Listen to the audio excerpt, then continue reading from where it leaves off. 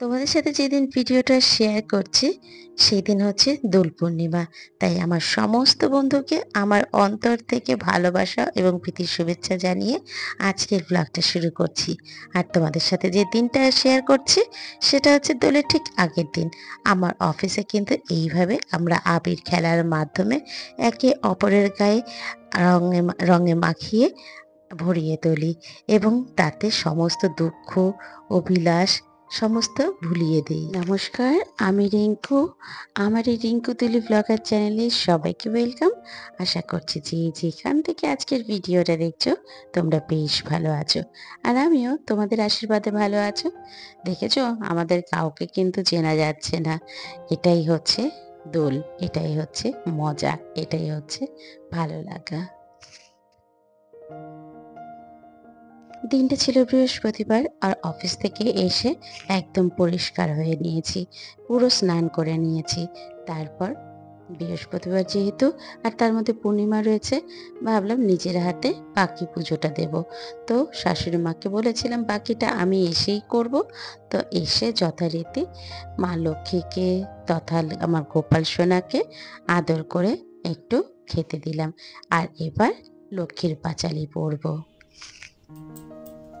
নারায়ণ নমস্কৃত নরোত্তম দেবী সরস্বতী ন তত যত জময়ত বন্দে বিষ্ণুপ্রিয়া দেবীং দারিদ্র দুঃখ নাশিনাং ক্ষীরতপত্রী কেশব কান্তানাং বিশ্ব বক্ষ বিলাসিনী।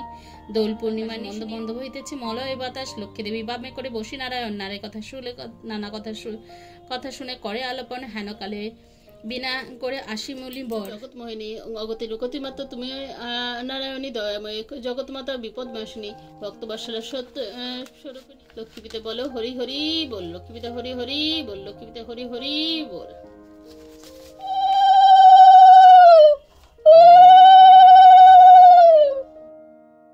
এইভাবে করে বই পড়ে উলো দিয়ে সেটাকে আবার মায়ের চরণে দিলাম এবং মায়ের কাছে আশীর্বাদ চাইলাম আমার সংসার তথা আমার সমস্ত বন্ধুদেরকে খুব খুব খুব ভালো রেখো, এটাই প্রার্থনা।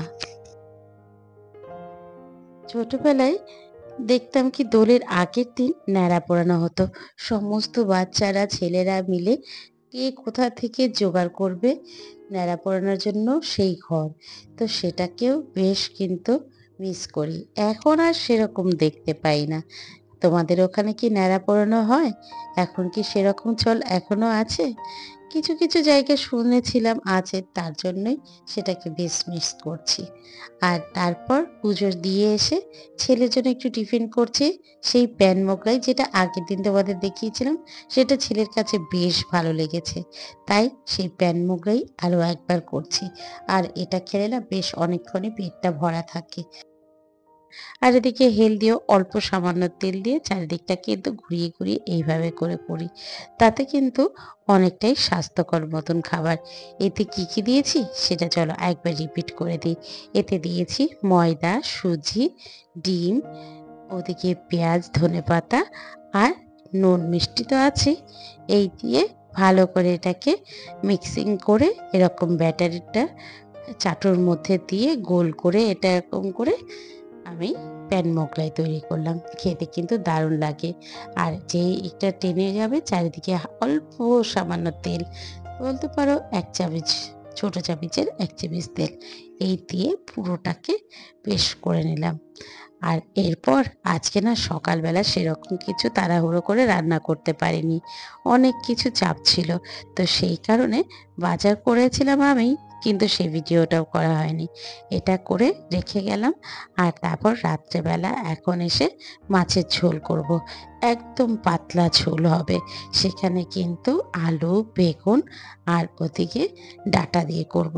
গরমের দিনে কিন্তু এই ডাঁটার ঝোল খেতে দারুণ লাগে। তবে আজকে যখন ঝোলটা করছি বেগুনটাকে আগে ভেজে তুলে নেব, আর তারপর ফোড়ন দিচ্ছি জিরে আর কালো জিরে, এই ফোড়ন দেব। আর তারপর সবজির মধ্যে বাকি রইল আলু আর ডাঁটাটা, সেটাই এখানে দিয়ে দেব। এই পর্যন্ত ভিডিও দেখতে দেখতে তোমাদের যদি কোনো অংশ ভালো লেগে থাকে প্লিজ রিকোয়েস্ট করবো একটু কমেন্ট করে দিয়ে যেও। আর তুমি যদি আমার চ্যানেলে নতুন বন্ধু হয়ে থাকো চাইলে আমার চ্যানেলটাকে সাবস্ক্রাইবও করতে পারো। আর জানো তো বন্ধুরা, তোমরা কিন্তু কমেন্টস একদমই করছো না। আমার এক বান্ধবী মানে কমলা ছাড়া আর বিশেষ কেউ করছে না। আর মাঝে মাঝে তিথি দিয়ে আছে, তিথি ব্লগস, সেখান থেকে করে। সেই দিদিকে তো সেই মানে দিদির কমেন্টস প্রতিদিন পেলে যেন মনে হয় নিজের দিদি ভিডিওতে কমেন্টস করছে। যাই হোক, তোমাকে অসংখ্য ধন্যবাদ। তোমরা যে কাজের ফাঁকেও আমার ভিডিওটা দেখে কমেন্টস করছো, তাতে তোমাদেরকে অসংখ্য ধন্যবাদ। আর চলো, রান্নাটা কত দূর এগোলো। এবার রান্নার মধ্যে কিন্তু মশলা দিচ্ছি। মশলার মধ্যে দিলাম লঙ্কার গুঁড়ো, হলুদের গুঁড়ো আর ধনে গুঁড়ো। এই মশলা দেব, আর বিশেষ কিছু আর দেব না তাতে। আর নামানোর আগে একটু দেব কাঁচা লঙ্কা আর ধনে পাতা। এই দিয়ে আজকের ঝোলটা আমি করব। পাবদা মাছ, আর ওদিকে হাজবেন্ড যেহেতু পাবদা মাছ খায় না, ওর জন্য এক পিস কাটাপোনা রেখেছি। এই দিয়ে রাতের ঝোলটা করবো। সত্যি এত হালকা পাতলা হয়েছিল, তোমরা এভাবে একবার করে খেয়ে দেখো, আবারও ভালো লাগবে খেতে। কি বলতো, পেঁয়াজ রসুন দিয়ে তো অনেকেই রান্না করো, এইভাবে একবার বাঙালদের মতন রান্না করে দেখোই না কেমন লাগে। আর যদি তুমি রান্না করে থাকো অবশ্যই কিন্তু আমার কমেন্ট বক্সে একবার এসে কমেন্ট করে দিয়ে যেও, সেটা যে কোনো ভিডিওরই হতে পারে। ব্যাস, এবার মশলাটা কষানো হয়ে গেছে। একটু সামান্য জল দিয়ে তখন কষিয়ে নিলাম। আর এবার যেই সমস্ত সবজি একটু হালকা নরম হয়ে এসেছে, আমি কেটলিতে একটু গরম জল করে রেখেছিলাম সেটা দিয়ে দিলাম। এটা দিয়ে বেশ কিছুক্ষণ ফোটাবো।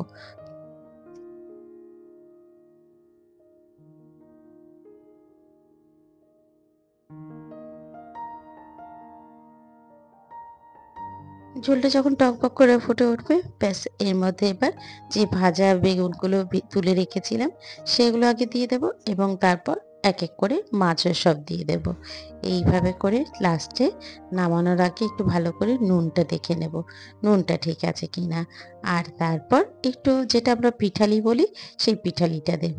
ব্যাস, হয়ে গেল আমার মাছের ঝোল।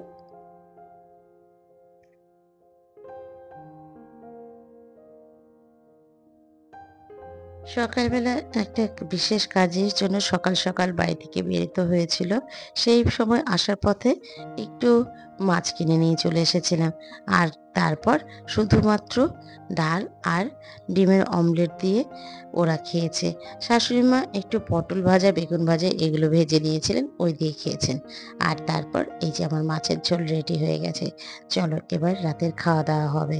রাতের খাওয়া দাওয়া সেরে তারপর তোমাদের সাথে আবার দেখা করছি। এই যে ডাল করেছিলাম আর ওদিকে মাছের ঝোল। ব্যাস, খাওয়া দাওয়ার পর আমার গ্যাস থেকে শুরু করে সমস্ত কিছু পরিষ্কার করলাম।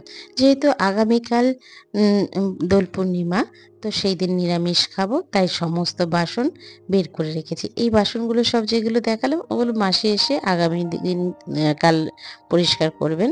তো তার জন্য ভাবে রেখে দিয়েছি। আর তারপর রান্নাঘরটাকে পুরো পরিষ্কার করে নিলাম। আর এই যে নুনটা রেখেছি এটা কিন্তু নিরামিষভাবে রেখেছি বলে এইভাবে রেখে দিলাম। আর সমস্তটা পরিষ্কার করে আমার ডাইনিং টেবিলও পরিষ্কার করে রেখেছি। এই যে আমার পুরো ডাইনিং টেবিলের লুকটা। দেখবি সকালেই হোক বা দুপুরে হোক আর রাতেই হোক, যখনই ঘর বাড়ি পরিষ্কার করে তুমি রাখবে না, মনটা বেশ আলাদা ভালো লাগে। আর এই যে দেখছো এগুলো হচ্ছে কুমড়োর দানা। সেই দানাগুলোকে আমরা কিন্তু বেশ বেসন দিয়ে মেখে ভেজে খাই। এটা খেতে কিন্তু দারুণ লাগে। আর রাতের বেলা যখন জানলা দিতে আসলাম, দেখছি বাইরে বেশ সুন্দর হাওয়া দিচ্ছে। তাই ভাবলাম চলো তোমাদের সাথে একটু শেয়ার করি, আর কিছুক্ষণ আমিও আমার সাথে সময় কাটাই। এইভাবে করে কিন্তু সময় কাটাতে বেশ ভালো লাগে। আর আজকের হাওয়াটা এত ভালো লাগছিল। যাই হোক, চলো আজকের মতন ভিডিওটা এখানেই শেষ করব। কেমন লাগলো অবশ্যই কিন্তু একটা কমেন্ট করে যেও। আর যদি ভালো লেগে থাকে তাহলে অবশ্যই আমার পরবর্তী ভিডিও দেখার জন্য অনুরোধ রইল। চলো এইবার জানলা টানলা সব বন্ধ করে নিজে এবার শুতে যাব। এখন প্রায় বাজে রাত্রি 11:30। Tata, good night, have a sweet dream. ভালো থেকো, সুস্থ থেকো। দেখা হচ্ছে পরের দিনের আবার একটা নতুন ব্লগে, নতুন কোনো কন্টেন্ট নিয়ে। টাটা।